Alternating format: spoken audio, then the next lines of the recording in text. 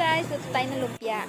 And this time, gagamitin ko yung isda. Nagpakulo ako ng isda and hinimay yan. Yung tinik, ibibigay natin sa pusa.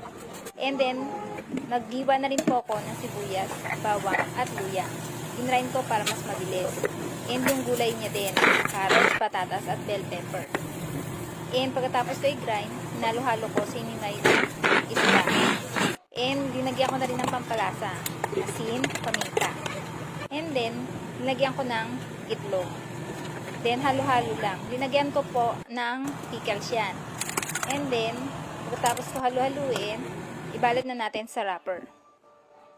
So, pagka balot sa wrapper, tara lutuin na natin.